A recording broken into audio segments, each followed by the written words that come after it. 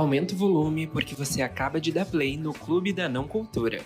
Aqui a gente conversa sobre literatura, cinema e o que mais vier. Recebemos convidados para debater e comentar os principais temas envolvendo o mundo literário. E para continuar nos acompanhando, somos @Clube da Não Cultura no Instagram e no TikTok. Olá, pessoas! Oi, gente, cheguei. Oi, gente.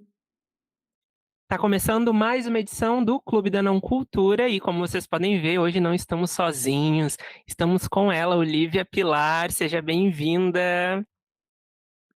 Palminhas no estúdio. É muito bom estar aqui, é um prazer. Obrigada pelo convite. Imagina, gente. Para quem não conhece, a Olivia, ela é mineira de Belo Horizonte, é escritora, mestra e doutoranda em comunicação social pela Universidade Federal de Minas Gerais, né, UFMG. E ela, né, enquanto escritora, busca trazer representatividade para suas histórias que têm protagonistas negras e garotas que gostam de outras garotas, né? Ela é autora, então, de Um Traço Até Você, o romance de estreia dela, e Quando o Sol Voltar, Entre Instantes e outras muitas histórias. A Olivia também publicou, né, de forma independente, 5 contos pela Amazon, Entre Instantes, como o Fevi já comentou, Tempo ao Tempo, Dia de Domingo, Pétala e Quando o Sol Voltar. Ela também já participou de 4 coletâneas, que também foram publicadas na Amazon, e de antologias, como Todo Mundo Tem Uma Primeira Vez, da editora Plataforma 21, que foi em 2019.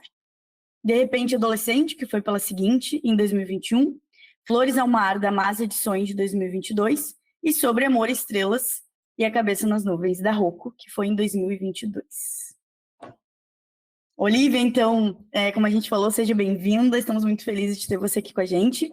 E, por favor, né, se apresenta rapidamente, passa as suas redes sociais. Como eu disse, é um prazer estar aqui, muito obrigada pelo convite. Só adicionando que eu tenho uma coletânea mais recente, que é Finalmente 15, pela Galera Record de 2023, que saiu bem no finalzinho ali. Então, como vocês falaram, eu sou Olivia, eu sou pesquisadora em comunicação, onde eu estudo raça, gênero, especialmente em processos de entretenimento, né? No mestrado eu estudei telenovela, Malhação para Ver Diferença, e no doutorado eu estou estudando atletas mulheres negras, e aí raça, gênero e esporte, então na comunicação, né? E particularmente o conceito de imagem de controle e tudo mais, representatividade, representação. E eu sou escritora, né? Eu publiquei vários contos pela Amazon, foi como eu comecei minha carreira, de formato independente.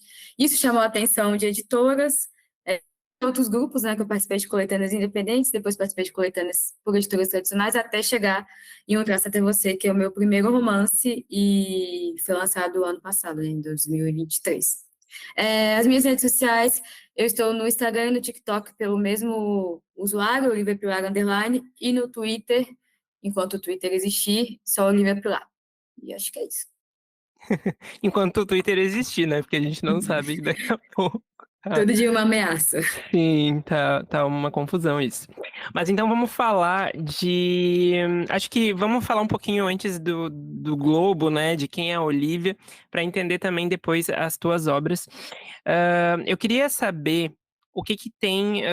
Claro, tirando toda a parte da vivência, né? De raça, enfim. O que tem das tuas experiências, né, enquanto mulher negra, nas tuas histórias, o que tu traz, o que tu pensa, assim, enquanto tá criando uma história, ou se tu vai buscar em outras fontes também, além das tuas vivências. É muito difícil falar de inspiração, eu acho, assim, porque acaba que a gente se inspira com tudo, né? Eu, particularmente, como eu escrevo histórias contemporâneas, eu falo sobre o dia a dia, então as minhas histórias é o nosso cotidiano, assim. Então, eu tenho, por exemplo, que é uma história que eu sempre gosto de dar exemplo, Dia de Domingo, não tem nada a ver comigo, mas foi uma amiga minha que contou que a prima dela se encontrava com a namoradinha, escondido numa praça, escondido da família, e eu fiquei, tá, isso dá uma história. E eu escrevi essa história. Com pessoas que eu não conheço, assim, eu não conheço, aliás, eu conheço a prima dela, mas assim, não é nada próximo nem nada, não conheço a namorada da época, não sabia se ela estava escondida por causa da família e tudo mais, e aí eu adaptei para minha história, que é Dia de Domingo, assim. Um Traço Até Você tem algumas coisas que aconteceram comigo e outras coisas que aconteceram com outras pessoas.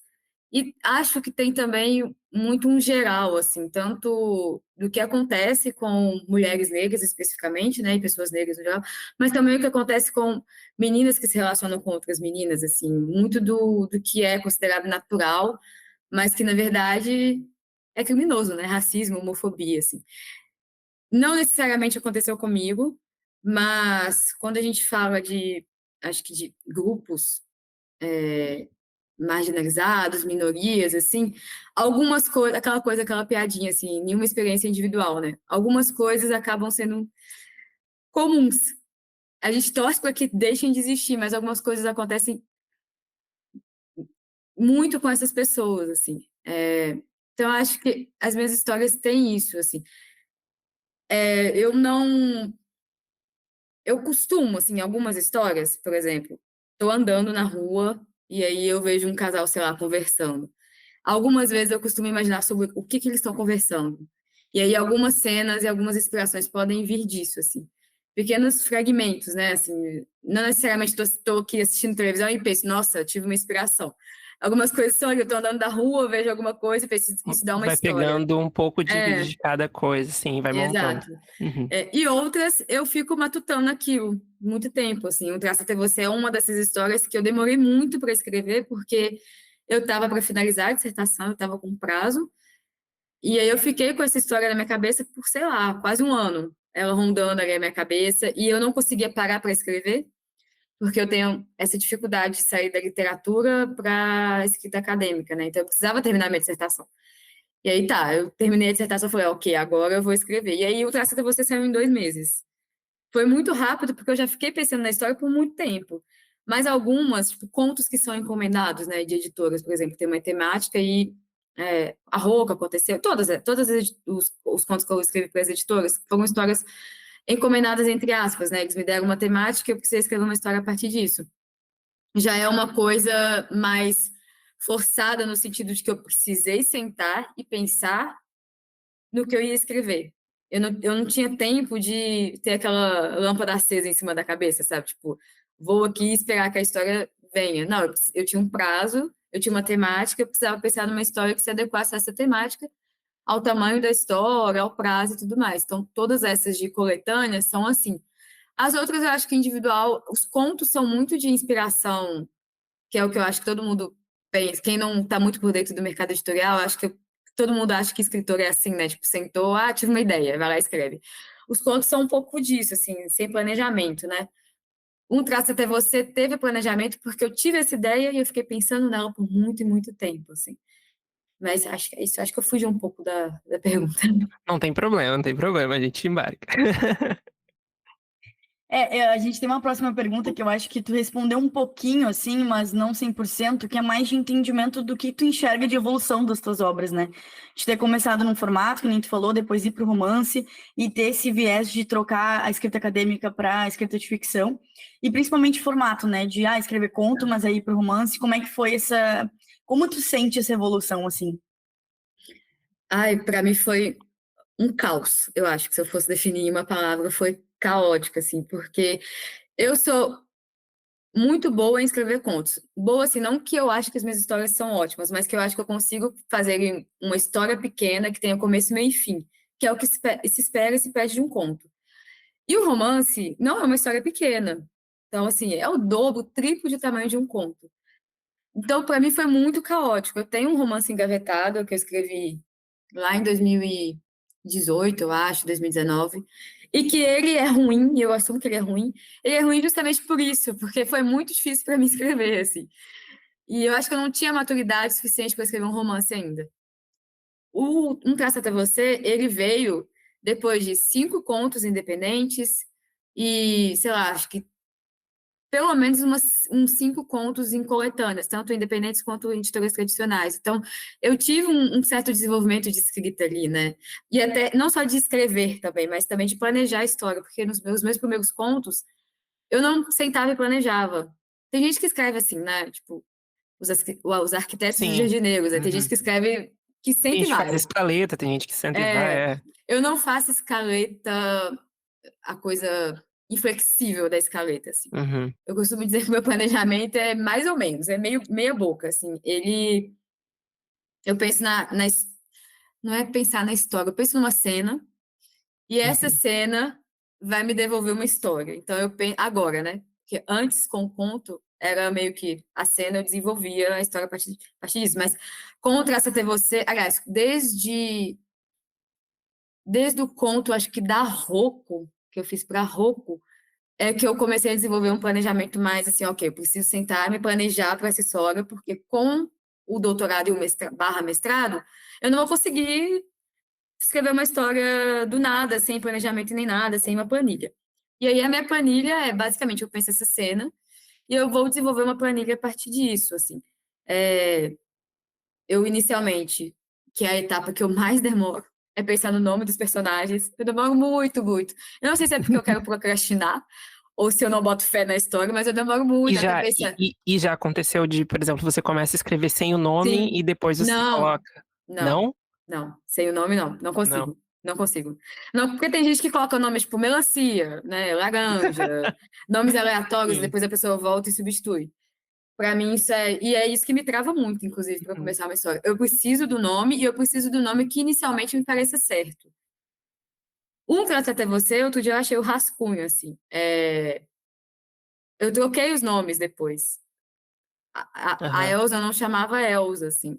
E aí eu troquei esses nomes. Mas eu precisei de nomes para começar a história, assim. Então tá, eu penso no nome, nas características básicas dos personagens, principalmente dos personagens principais, né? Tipo, as minhas histórias sempre são contadas na voz de uma menina, uma mulher, né? Uma jovem adulta, e ela tem um interesse romântico, que sempre é uma jovem adulta. Então, dessas duas, eu faço características básicas, né? Nome, idade, o que que faz da vida, e qual que seria um enredo, ou o que que essa personagem tá querendo, qual que seria um enredo básico da história principalmente da protagonista, né?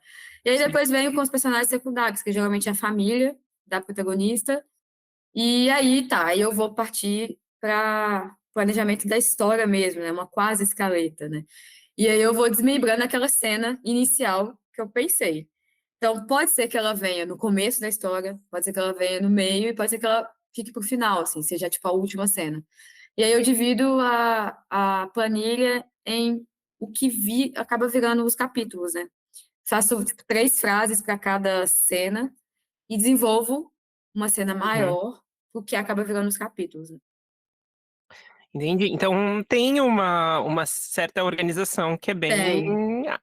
bem prática, assim, bem pragmática nesse sentido, mas não é inflexível, né? Não, não é. É, bom, meio que tu já tá respondendo sobre isso, mas eu queria entender também como é que foi essa construção das personagens de Um Traço Até Você, porque eu acho que a história é muito rica, na construção dessas, principalmente da Lina, eu acho, assim, as coisas que acontecem em volta dela, a evolução dela, eu acho, do início pro fim da história, isso fica bem notório, né, o quanto ela cresceu, assim.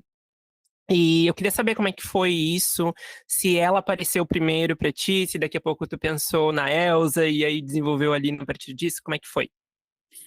É muito esquisito, porque a cena que virou Um Traço Até Você, ela meio que não existe no livro, assim. O que existe no livro é uma adaptação, que é a cena dela se conhecendo, assim. Mas quando eu imaginei, a Lina estava indo para algum lugar que eu não sabia o que era ainda, e ela passava no centro da cidade, e aí a banca da Elsa estava no centro da cidade. E inicialmente não seriam livros da Elsa, seriam livros de outras escritoras negras, né? A ideia era trazer Conceição, Carolina Maria de Jesus. Ela estaria doando esses livros, alguma coisa assim. E aí eu adaptei, porque eu pensei, tá, eu acho que eu preciso de um lugar fixo onde elas se conheçam. E aí eu pensei, faculdade. Porque pela idade delas, tinha que ser alguma coisa assim. E essa é a cena que acabou virando a cena, o segundo, era para ser o primeiro capítulo, mas na edição a gente criou um novo capítulo, que é o primeiro capítulo de agora, né? Então o que era o meu primeiro capítulo virou o segundo capítulo.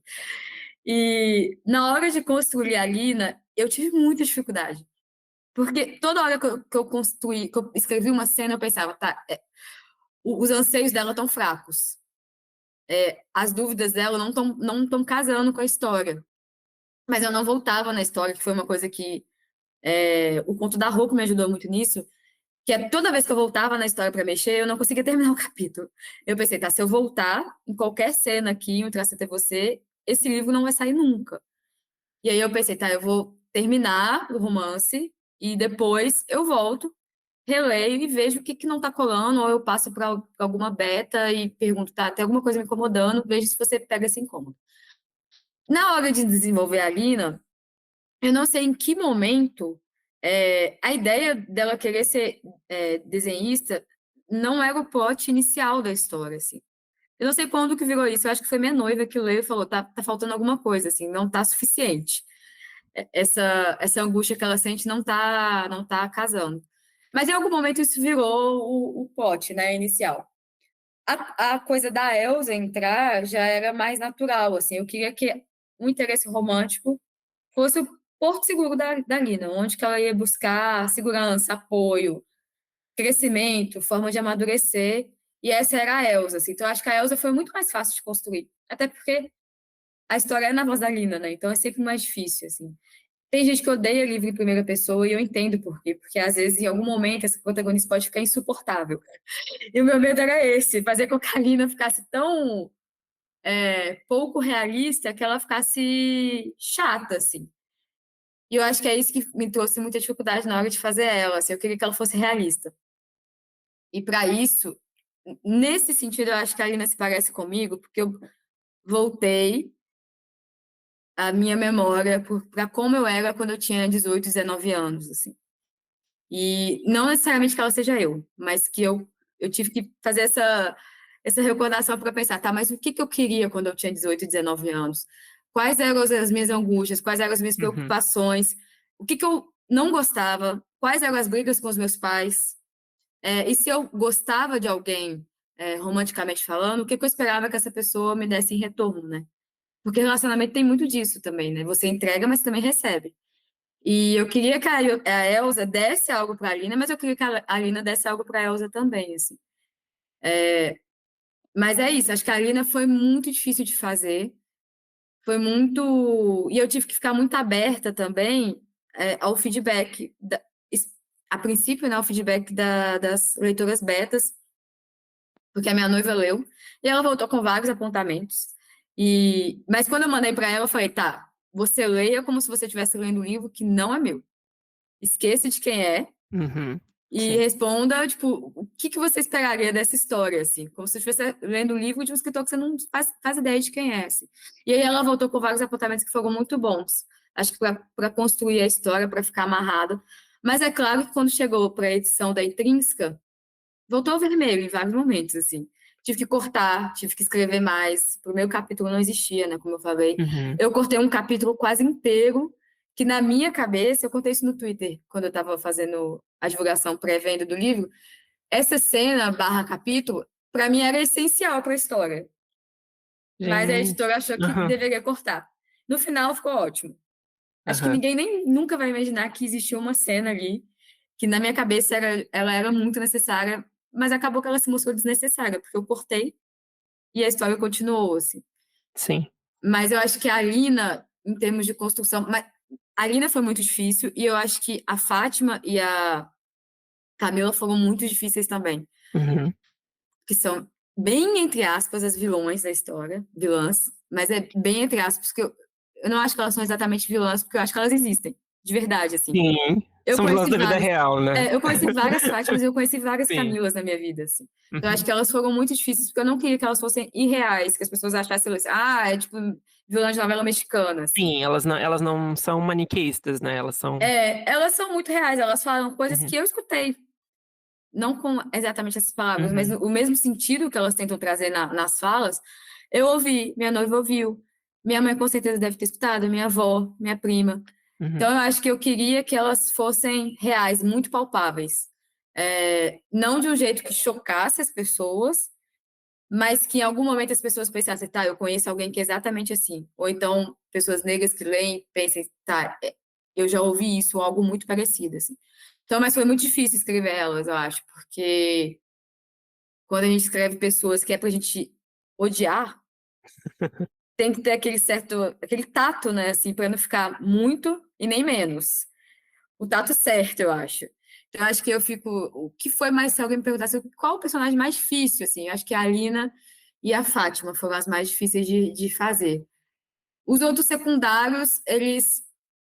Eu amo o Tim, é meu personagem favorito da história. E ele é, tipo, secundário, mas eu achei ele tão Sim. incrível e fofo que ele é meu personagem favorito. É, e a melhor amiga da Lina, eu acho que precisava ter uma pessoa, assim, que fosse importante na vida da Lina, mas que não entendesse Uhum. exatamente o que a Lina estava passando ali, sabe? Que Sim. também existem essas pessoas, né? Aquele amigo ou amiga que você ama muito, mas que em algum momento você precisa fazer com que ele Não tende à mesma realidade também, né. e Uhum. que ele perceba que, olha, a gente chegou um momento em que você é de um jeito e eu sou de outro. O que a Sim, gente pode fazer, né? Ou a gente continua amigo, ou a gente segue caminhos diferente. separados, diferentes. Uhum. Bom, a gente falou bastante de Um Traço Até Você até agora, mas só para situar também quem está ouvindo e ainda não leu, o livro ele vai contar a história então da Lina, né, que a gente já mencionou aqui, da Elsa, elas, vão ser um casal, né, isso acho que não é nem spoiler, né, já, tá na É na premissa capa, ali, né? tá na capa, inclusive uma capa lindíssima com uma ilustração que até lembra muito, Belo Horizonte, né, então bem legal. A Lina, né, ela é uma jovem que ela veio de uma família, rica, de certa forma, né, e ela, é uma menina negra, importante falar, e ela, tem essa vontade, ela cursa administração, mas ela tem essa vontade de ser ilustradora, e a família não apoia muito, né, então ela vai meio que atrás de um estágio, porque ela quer fazer um curso, no Chile? É no Chile, Isso, né? isso. Eh e aí nesses encontros e desencontros do estágio aí, ela acaba conhecendo a Elsa, né, num caminho, assim, ela tem uma parece uma sensação, né, que aí ela meio que desvia o caminho, comum dela, e ela encontra a Elsa e elas vão, né, se relacionar ali, vão, passar, enfim, por muitas questões. E uma coisa que eu acho muito interessante no livro, é que ele fala muito sobre a ascensão social, eu acho, sabe, sobre, porque ela é uma menina negra, ela faz parte de uma família onde só o pai dela é branco, né, mas, ela está inserida em uma família rica, então, tem esses desenlaces que ela acho que ela não tinha percebido até então quem ela era na sociedade, né, como as pessoas enxergavam ela. E ela sentia de vez em quando alguns incômodos ali, que ela mais tarde vai perceber, né, que eram situações de racismo. E eu queria também, entender, assim, Olivia, sobre isso, assim, sobre essa abordagem mesmo que tu escolheu, da ascensão social, da diferença também entre a Lina e a Elsa, porque a Elsa é de uma família mais humilde, como é que foi, assim, montar? Foi difícil? Porque eu achei, lendo assim, né, eu senti o texto muito fluido e muito sensível, assim mesmo, nessas questões e situações muito cotidianas, né, que nem tu falou ali da Fátima, são pessoas que existem e tudo mais, e eu senti isso em vários momentos, e dessa percepção da Lina, né, quanto personagem, de se descobrir, né, eu acho que de ficar a cara com letramento racial, assim, né, nesse sentido. Primeiro, eu preciso dizer que é muito diferente ouvir a sinopse do livro na voz de outra pessoa, porque sou sempre eu que apresento, mas é legal, eu gostei. Ficou bom. Ficou muito Espero que bom. tenha feito tão bem quanto. Ficou muito bom. Então, quando eu pensei em escrever Um Traço Até Você, eu estava passando por uma situação, aliás, eu tinha passado por uma situação de muito incômodo, uma situação não é exatamente de racismo em si, mas de muito incômodo, e eu precisava colocar muito isso para fora, assim. Não é que Um Traço Até Você seja a situação que eu passei, mas ele meio que reflete o momento, assim. Eu acho que as histórias que a gente escreve, né, é muito do momento que a gente está passando. E todas as minhas histórias têm um quesinho de trazer questões sociais, assim, todas, desde entre estantes até agora, finalmente 15, que foi a última que eu escrevi, né? A última publicada e a última que eu escrevi. Todas têm. Só que eu queria que um Traço Até Você trouxesse um quesinho a mais, assim, eu acho. Que trabalhasse um pouco mais, até porque é uma história maior, né? Então, quando eu comecei a pensar sobre um Traço Até Você, eu decidi que a Lina seria uma protagonista que não teria tanta consciência racial quanto algumas das minhas outras personagens, assim. Mas eu precisava de alguém que ajudasse ela nesse caminho, aí eu fiz a Elsa. Mas como que eu faria para uma jovem negra não ter exatamente consciência racial e que fugisse de certos estereótipos, assim? E aí eu pensei, tá, eu vou fazer com que ela tenha uma coisa muito parecida comigo, que é privilégios de classe, assim. De ter estudado escola particular a vida toda, de nunca ter passado dificuldade, de nunca ter preocupado com nenhuma questão que envolvesse dinheiro, assim. E aí ela teria isso. Mas eu também queria que ela tivesse um pai branco, que não é o meu caso, né? Meus pais são negros. E aí eu queria que ela tivesse um pai branco para ter uma família interracial, para ser um pouco diferente da família da Elsa, que essa sim eu queria que fosse inteiramente negra, assim, a família, o círculo pequeno da família dela, né? E aí eu comecei a escrever história, assim. Eu acho que alguns caminhos fugiram até do que inicialmente eu estava pensando, assim. A coisa do Flor de Lis, né, que é o bar cultural que elas frequentam, eu me inspirei muito em espaços que foram aparecendo ao longo do tempo, né? Tem em São Paulo, em BH já teve um que fechou e agora abriu outro, que são espaços de convivência, especialmente para pessoas negras, óbvio, todas as pessoas podem ir, né, e frequentar, mas que tem músicas de pessoas negras para pessoas negras. Às vezes tem comidas também que remetem à africanidade, decoração e tudo mais. Então eu criei esse espaço, mas muito também porque eu queria um espaço em que fosse seguro, mas que trouxesse certo incômodo para pessoas de fora, né? Tanto que tem uma cena e tudo mais, que é muito o que acontece, eu acho, no Brasil com relação aos bailes funks, por exemplo, que é a coisa de pensar que quem só vai em baile funk é uma pessoa errada na vida, assim. E não se valoriza a cultura que está ali no baile funk. Então, eu queria trazer isso. E eu acho que isso foi aparecendo ao longo da história. Assim, inicialmente não era exatamente essa a ideia, mas na hora de ir construindo, eu pensei, tá, elas precisam de um lugar que seja seguro e que não seja só a faculdade, né? E nem que seja a casa delas, assim.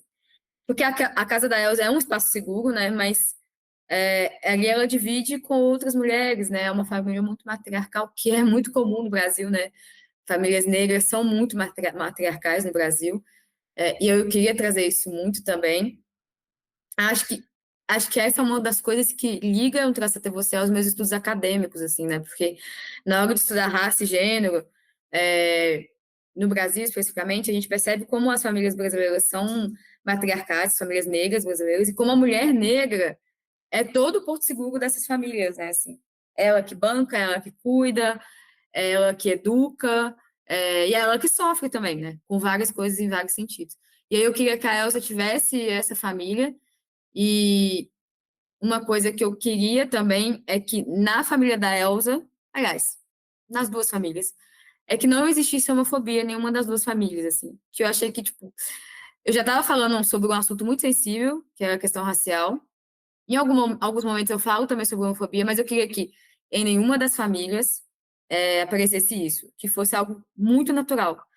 Tanto que a Lina leva a Elsa em casa e ninguém questiona nada sobre a Elsa ser uma mulher. E a mesma coisa com a família da Elsa, né? Quando ela leva a Lina para um churrasco. Então, eu acho que a questão racial, ela é uma coisa que eu me obriguei a colocar, mas ao mesmo tempo é meio natural nas minhas histórias, assim. Eu não consigo fugir muito disso, assim. Para quem leu Quando o Sol Voltar, assim, que é o mais próximo de uma fantasia que eu cheguei, né? Que é uma leve distopia, quase a realidade do que a gente viveu há alguns anos, né? Com um governo quase autoritário, né? Eu trago a questão racial também, assim. Então, bem diferente bem diferente de um Traço Até Você, mas eu trago. Então, isso já é uma marca minha Mas eu acho que em Um Traço Até Você eu queria que fosse sensível, mas também marcante, assim. E que não parecesse uma cartilha, eu acho. Que foi algo Sim. que eu tentei muito fazer, é que não parecesse ser quando você está escutando algo Não é educativo o uma tempo coisa todo. didática, É, o tempo né? todo na É sua muito cabeça, natural. assim. Uhum, Aí eu preciso que seja natural e sensível. E que não seja um gatilho para pessoas negras, assim. uhum. Que essas pessoas negras reconheçam algumas coisas, mas que elas não sejam traumatizadas quando leem, assim. Sim, e eu acho que é muito legal ver o fato de que elas são 2 meninas negras que, não têm esse embate familiar contra a orientação sexual delas, por exemplo. É muito bacana e muito saudável também esse tipo de representatividade. Acho que a gente já cansou muito também de ver as pessoas sofrendo, né, por quem elas amam, enfim, então é muito legal. Olivia, a gente queria muito saber, assim, de ti, como é que foi trabalhar o marketing, né, do teu livro. Mas principalmente essa diferença entre ter os contos, né, publicar independente, como tu usou da internet, das redes sociais, para se divulgar, para conquistar leitores, e a diferença disso é publicando teu primeiro romance, tendo apoio de uma grande editora. Então, como foi esse trabalho, assim, de marketing? Qual foi as principais diferenças na hora de divulgar, assim?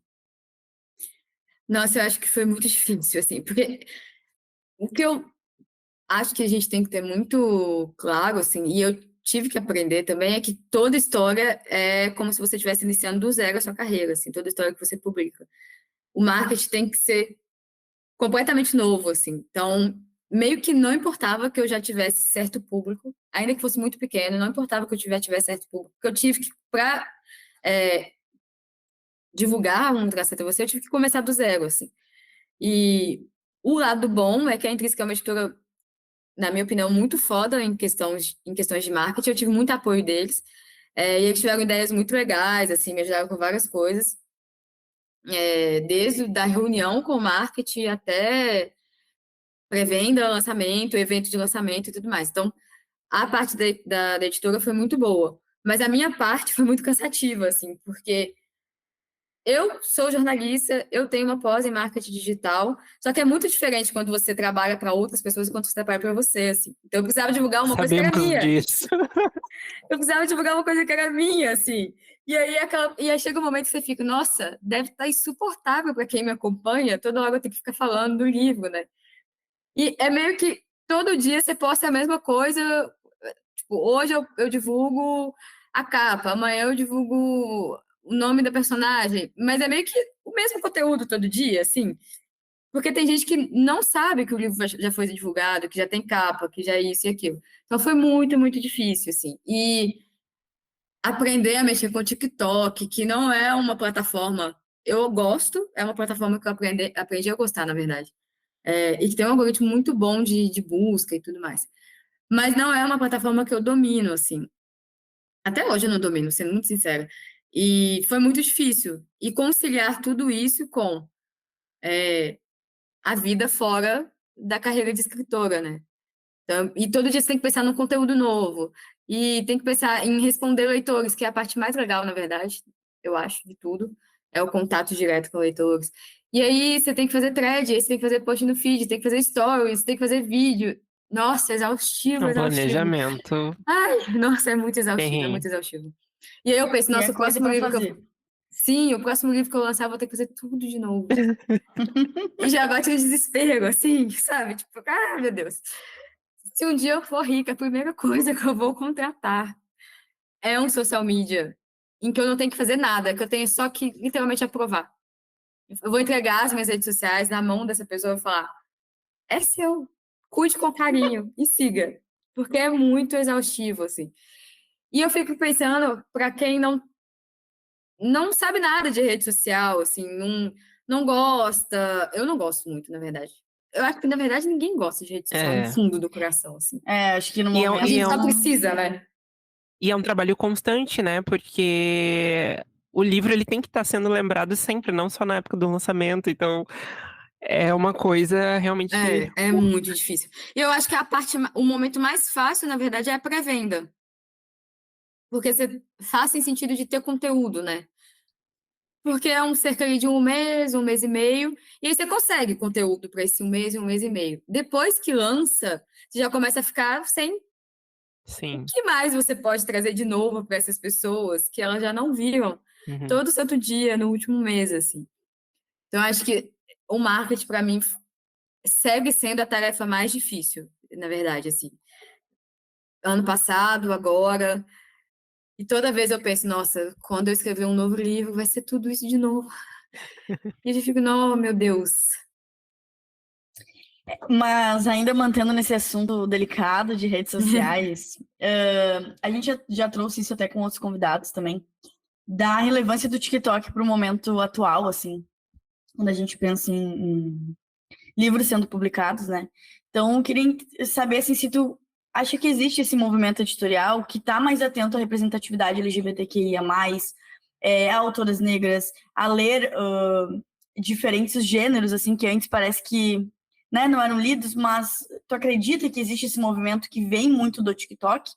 Ou tu acha que ainda é uma coisa que continua muito nichada e que, enfim, não tem tanto essa representatividade? Assim, qual o teu olhar sobre essa rede especificamente, sabe?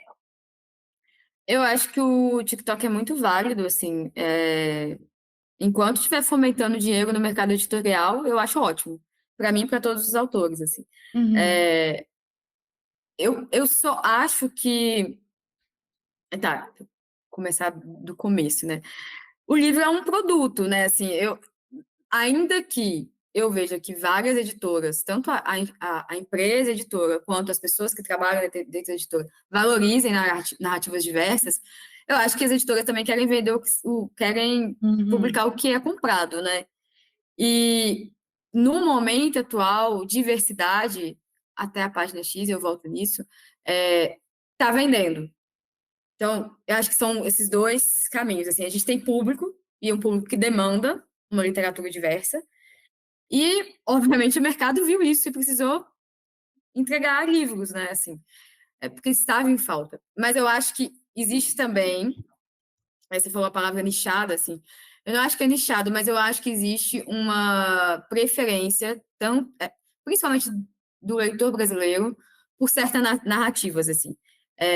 Eu acho que o leitor brasileiro não valoriza narrativas diversas nacionais como valoriza as internacionais. Eu vejo quase um descaso, assim, pelo que os autores brasileiros publicam, e a gente tem muita gente boa no Brasil, em comparação com o que vem de fora, assim. É quase como se, olha, os livros internacionais, eles são diversos e é muito bom, a gente se interessa muito, mas os nacionais, ainda que sejam tão diversos quanto, a gente não gosta tanto, assim. Eu acho que existe essa questão ainda, né? E aí também a importância do mercado independente, né?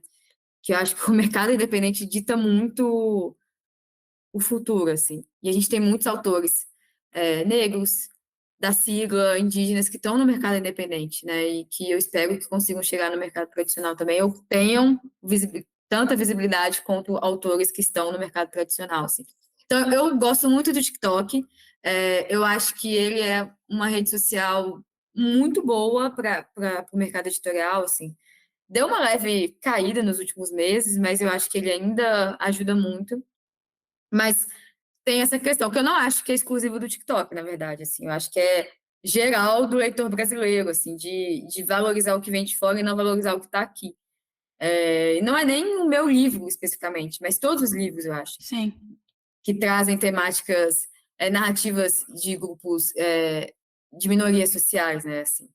Eu acho que falta. E aí eu não sei também se é a falta de apoio das próprias editoras, talvez. Não todas, mas algumas que não valorizam seus próprios autores, assim, preferem divulgar um livro que traz as mesmas questões, mas é um livro de um autor internacional do que um livro nacional, assim.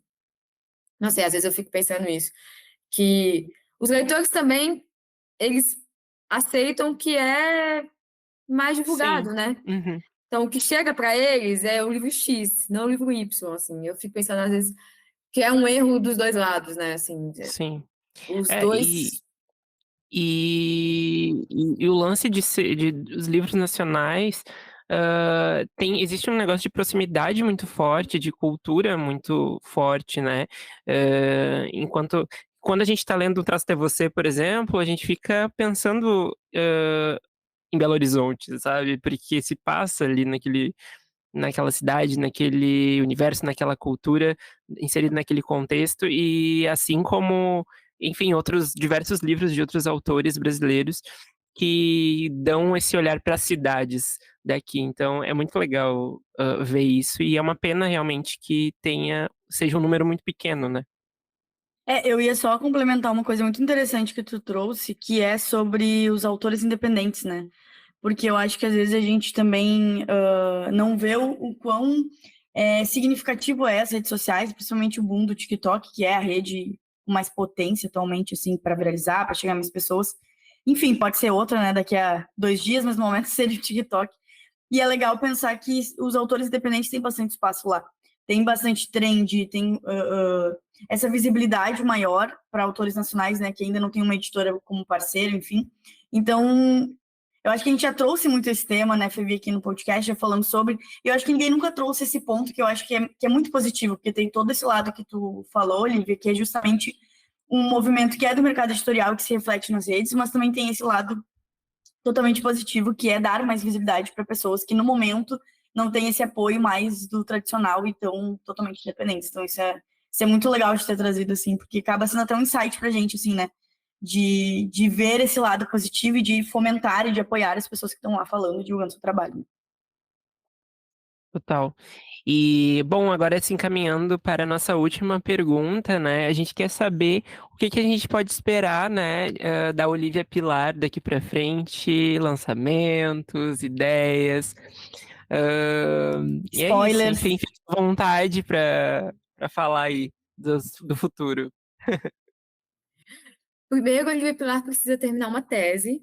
Então, eu me encontro exatamente no mesmo momento em que eu me encontrava em 2021, quando eu escrevi Um Traço Até Você. Tem uma história na minha cabeça que já está rondando ela há alguns meses, mas eu ainda simplesmente não tive como sentar e sequer planejar a história, assim.